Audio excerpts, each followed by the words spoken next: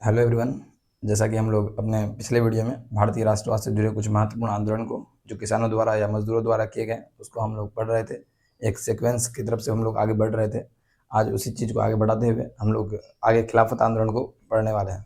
आज हम लोग समझेंगे ये खिलाफत आंदोलन के क्या कारण थे, ये कब हुए और इसके पीछे का क्या कहानी है, उसको हम लोग एक एक करके समझने का प्रयास करेंगे। सबसे पहले ये समझेंगे हम लोग खिलाफत आंदोलन कब हुआ। तो ये आपको याद रखना है, खिलाफत आंदोलन 1919 में हुआ और ये आंदोलन 1924 तक चला। किस तरह से ये 1924 तक चला और क्या कहानी रहा इसके पीछे, आइए समझते हैं एक एक करके। इसको समझने के लिए आपको सबसे पहले ये समझना होगा प्रथम विश्व युद्ध।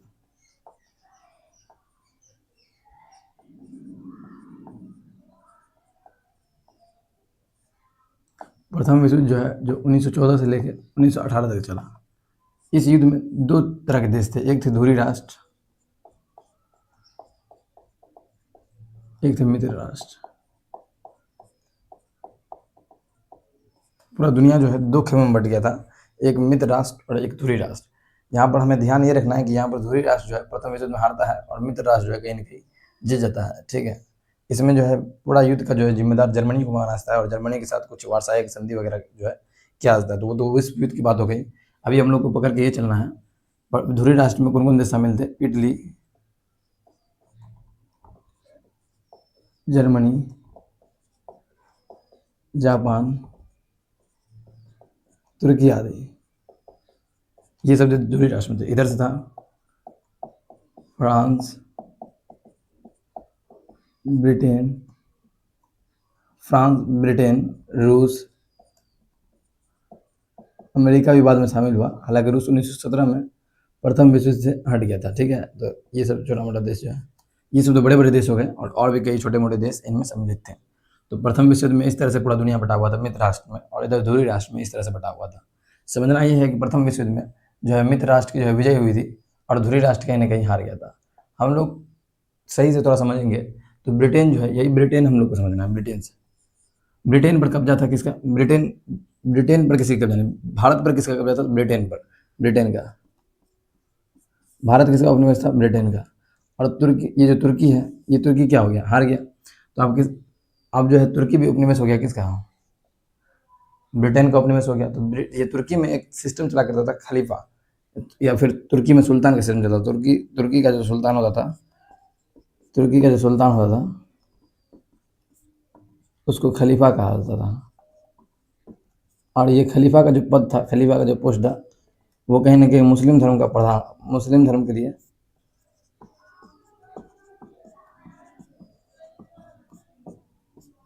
ये खलीफा का जो पोस्ट था पूरे दुनिया के मुसलमानों के लिए सबसे प्रधान, सबसे बड़ा मतलब माना जाता कि ये सबसे बड़ा पोस्ट है, जिनके कहने पर हम लोग कुछ कुछ काम वगैरह कर, जिनको हम लोग सबसे बड़ा मार्गदर्शक मान के चल सकते थे, ऐसा मान सकते हैं हम खलीफा को।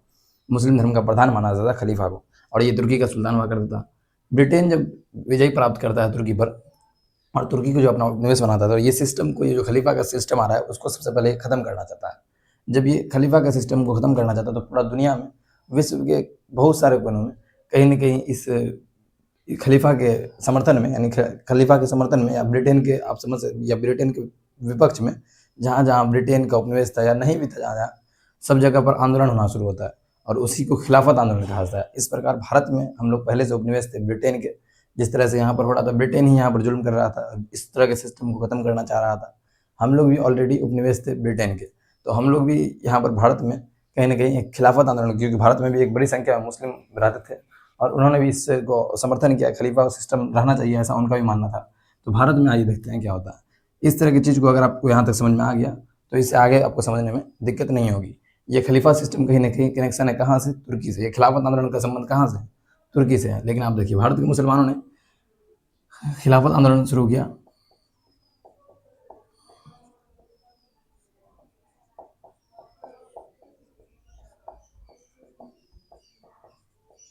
और इस खिलाफत आंदोलन को प्रारंभ करने में सबसे बड़ा, इसको जो स्टार्ट किए थे वो अली बंधु किए थे। अली बंधुओं ने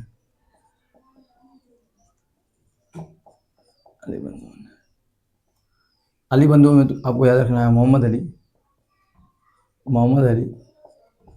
अली ब्रदर्स, अली बंधु यानी अली ब्रदर्स, मोहम्मद अली और शौकत अली। ये बहुत ही इम्पोर्टेंट क्वेश्चन है आपको। खिलाफत आंदोलन को सबसे पहले स्टार्ट करना या लीड करना, खिलाफत को स्टार्ट किए थे यही दोनों, ठीक है। अब आगे इसी को बढ़ते हुए जब देखेंगे, खिलाफत आंदोलन करने के लिए, खिलाफत आंदोलन को आगे बढ़ाने के लिए एक कमेटी गठन किया गया जिसका नाम था खिलाफत कमेटी।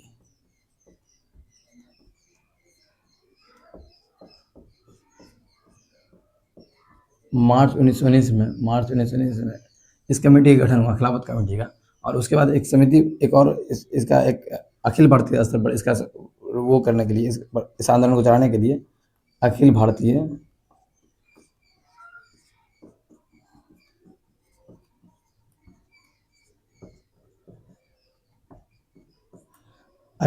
खिलाफत समिति का स्थापना किया गया। और इसके जो है अध्यक्ष जो है महात्मा गांधी को चुना गया।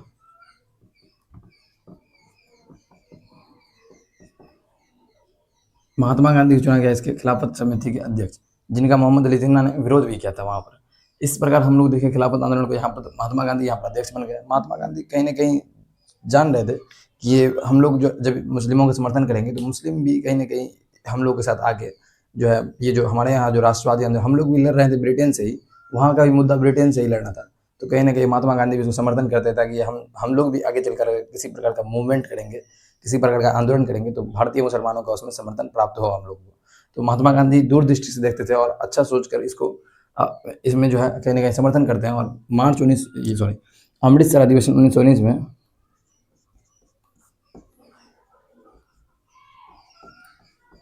कांग्रेस का जब अधिवेशन होता है 1919 में, अमृतसर अधिवेशन, इसके अध्यक्ष बनते हैं मोतीलाल नेहरू। इसके जो अध्यक्ष रहते हैं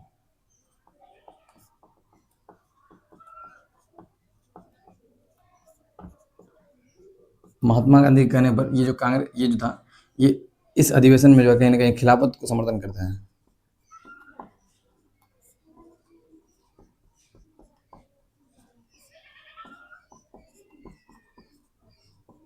अब कहीं ना कहीं आईएनसी भी जो है, आईएनसी खिलाफत से जुड़ गया है। अब आईएनसी भी कहीं ना कहीं समर्थन करेगा खिलाफत मूवमेंट का। अब आगे चल के महात्मा गांधी जो है 1920 में जब कलकत्ता में जब विशेष अधिवेशन बुलाते हैं,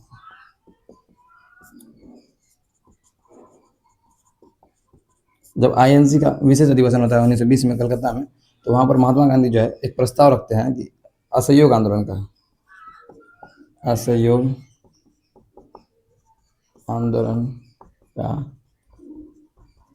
महात्मा गांधी का सोच ये था कि असहयोग और खिलाफत को दोनों को साथ में लेकर चला जाए और साथ में लेकर आगे बढ़ाया जाए। इस तरह से असहयोग को भी रखते हैं। अभी 1920 ही हुआ है, अभी खत्म, ये खिलाफत मूवमेंट नहीं हुआ है, कहीं ना कहीं थोड़े थोड़े स्तर पर चल रहा है। आईएनसी का भी समर्थन इसको मिल चुका है और असहयोग आंदोलन का भी प्रस्ताव 1920 में रख दिया गया है। जिस तरह यहाँ पर कलकत्ता में विशेष अधिवेशन रखा गया 1920 में, कांग्रेस का विशेष अधिवेशन रखा गया, समय से पहले जब मीटिंग बुलाया गया या सेशन बुलाया गया उसी को विशेष अधिवेशन कहा गया। और हर वर्ष कांग्रेस का एक जो है अधिवेशन हुआ करता था, हर वर्ष, ठीक है। आपको कमेंट में ये बताना है कि ऐसा कौन कौन सा वर्ष था जिसमें कांग्रेस का कोई अधिवेशन नहीं हुआ, ठीक है। 1920 में कलकत्ता में विशेष अधिवेशन हुआ जिसमें असहयोग आंदोलन का प्रस्ताव रखा गया। और 1920 में जब रेगुलर अधिवेशन हुआ, जो नियमित रूप से अधिवेशन होना था, वो नागपुर में हुआ। और नागपुर में याद रखना है, असहयोग आंदोलन का प्रस्ताव स्वीकार किया गया। अब देखिए दिमाग में ये लेके चलना है हम लोगों को कि यहाँ पर असहयोग आंदोलन भी, अब देखिए 1 अगस्त को, या असहयोग आंदोलन भी अगर थोड़ा सा यहाँ पर समझिए तो 1 अगस्त को असहयोग आंदोलन स्टार्ट होना था, 1 अगस्त 1920 से। लेकिन 1 अगस्त 1920 को बाल गंगाधर तिलक की मृत्यु हो गई। तो इसके समान में आप पढ़ चुके हैं बाल गंगाधर तिलक के बारे में, ये भी बहुत बड़े राष्ट्रवादी नेता थे, राष्ट्र को बहुत कुछ देकर गए थे, ठीक है। बाल गंगाधर तिलक, आप जब होम रूल को पढ़ रहे होंगे तो होम रूल की स्थापना जो भारत में किए थे बम्बई में, वो बम्बई को छोड़कर जो किए थे महाराष्ट्र में, पुणे में जो किए थे, वो बाल गंगाधर तिलक ही किए थे, जहाँ पर बहुत सारे लोग भी जुड़े थे। होम रूल का अर्थ आप लोग कमेंट कर सकते हैं, होम रूल का अर्थ क्या होता है। बाल गंगाधर तिलक के सम्मान के लिए जो है तिलक कोष की स्थापना की गई थी। तिलक कोष का अर्थ ये होता है कि जैसे असहयोग आंदोलन में जो भी फंडिंग होता, जो भी पैसा, तो पैसा का तो जरूरी पड़ता, असहयोग आंदोलन में जो भी रुपया वगैरह लगता है वो इसी कोष में जमा होता, तिलक कोष में, ठीक है। तो इसके सम्मान के लिए 1 अगस्त को 1920 को स्टार्ट होना था, लेकिन हो नहीं पाया क्योंकि बाल गंगाधर तिलक की देहांत हो गया था, मृत्यु हो गई थी। उसके बाद ग्राउंड लेवल पर ये सही ढंग से 1 जनवरी 1921 से स्टार्ट हुआ। अब ये खिलाफत के साथ में जुड़ के चल रहा है, ठीक है। INC भी इसके साथ समर्थन कर रहा है, खिलाफत आंदोलन भी इसी में मिला हुआ है, आगे बढ़ रहा है। हम लोग जहाँ पर देखें, एक जैसे ये आंदोलन बढ़ रहा था, वैसे 5 फरवरी 1922 को 5 फरवरी 1922 को आपको पता होगा यूपी में, उत्तर प्रदेश में एक घटना घटा था, चौड़ा चौड़ी।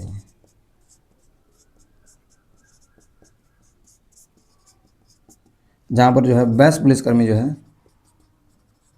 22 पुलिसकर्मी को जो ये जुलूस रहता है, वो जुलूस द्वारा ये असहयोग आंदोलन जो कर रहे लोग रहते हैं उन, हालांकि ये लोग ऐसा नहीं करना चाह रहे थे कि हम लोग किसी को मार देंगे, नहीं, वहाँ उधर से ही कुछ ना कुछ नेगेटिविटी आ गया था, जिस कारण इन लोगों ने हमला बोल दिया। और 22 पुलिसकर्मी उस वो जो लड़ाई वगैरह हुआ उन लोगों के बीच, उसमें 22 पुलिसकर्मी को जिंदा जला दिया गया, हिंसक हो गया थोड़ा वो, ठीक है। जनता थी और जनता हिंसक हो गई उस रूप से। चौड़ा चौड़ा इस घटना को 5 फरवरी को जब ये घटना घटा तो इसी को चौड़ी चौड़ा कांड कहा जाता है। और ये चौड़ी चौड़ा कांड गांधी जी को पता चला, तो गांधी जी ने इस आंदोलन को 12 फरवरी, याद रखना डेट, गांधी जी अहिंसा के पुजारी थे। गांधी जी नहीं चाहते थे कि उनके किसी भी रिवॉल्ट में, किसी भी तरह के आंदोलन में ये मतलब किसी भी तरह का रिवॉल्ट वगैरह होता। असहयोग आंदोलन को स्थगित कर दिया गया, असहयोग स्थगित। तो असहयोग आंदोलन जो है वो स्टार्ट यहाँ से होकर यहाँ स्थगित हो गया। असहयोग आंदोलन के बारे में थोड़ा थोड़ा इंट्रो आप लोगों को समझ में आ गया, और भी बहुत कुछ जब असहयोग आंदोलन के ऊपर वीडियो बनाएंगे तो उसमें मैं आप लोगों को बताया जाएगा असहयोग आंदोलन के बारे में ज़्यादा से। तो 12 फरवरी 1922 को जो है ये इसको जो है पूर्ण रूप से रोक दिया जाता है। फिर भी खिलाफत थोड़ा थोड़ा चल रहा था, आगे बढ़ रहा था, लेकिन 1924 में अंततः जो है 1924 में जो है ब्रिटेन, वहाँ तुर्की में कुछ लड़ाई वगैरह होता है ब्रिटेन से, और वहाँ पर लास्ट में 1924 में ये पोस्ट को, ये जो सुल्तान का खलीफा का पोस्ट है उसको पूर्ण रूप से 1924 में समाप्त कर दिया जाता। तो इस तरह से अब तो आंदोलन को उठने का कोई मतलब नहीं बना, क्योंकि वहाँ पर पोस्ट को समाप्त कर दिया गया है और अंततः वहाँ पर ब्रिटेन की वहाँ पर जीत हो गई है। तो आंदोलन हमारे यहाँ पर ये खिलाफत आंदोलन हुआ बहुत जगह, लेकिन सफल नहीं हुआ, इसका जो उद्देश्य था वो पूरा नहीं हो पाया, ठीक है। परिणाम यही हुआ कि वो आंदोलन बाद में समाप्त हो गया 1924 में, और वहाँ पर खिलाफत जो खलीफा का पोस्ट था उसको समाप्त कर दिया गया। बस ये था असहयोग ये खिलाफत आंदोलन से जुड़े हुए कुछ महत्वपूर्ण बिंदु। साइडर में ये दिमाग में ये लेकर चलना है कि किस तरह से असहयोग आंदोलन के साथ उसको जोड़ा गया, किस तरह से असहयोग आंदोलन का कहाँ पर कुछ INC का अधिवेशन आप लोगों को बताया गया, खिलाफत को समर्थन INC ने कब किया, इन सब को लेकर चलना है। असहयोग आंदोलन को लीड किसने किया, मोहम्मद अली और शौकत अली। अखिल भारतीय खिलाफत समिति के मतलब अध्यक्ष कौन चुने गए, तो महात्मा गांधी। और महात्मा गांधी का अध्यक्ष चुने जाने पर किसने नाराज़गी जाहिर की, किसने मतलब जो है कौन नाराज़ हो गए थे, तो वो थे मोहम्मद अली जिन्ना। मोहम्मद अली जिन्ना ने इसका विरोध किया था। जब महात्मा गांधी महात्मा गांधी को जब अध्यक्ष चुना गया तो मोहम्मद अली जिन्ना ने इसका विरोध किया पूर्ण रूप से। तो ये इन सब पॉइंट्स को आपको थोड़ा दिमाग में लेकर चलना है। ये खिलाफत से जुड़े सारे पॉइंट्स को हमने बहुत साधारण से शब्दों में आपको समझाने का प्रयास किया है। अगर समझ में आए, वीडियो इन्फॉर्मेटिव लगे तो वीडियो को लाइक करें, चैनल को सब्सक्राइब करें और शेयर करें। Thank you.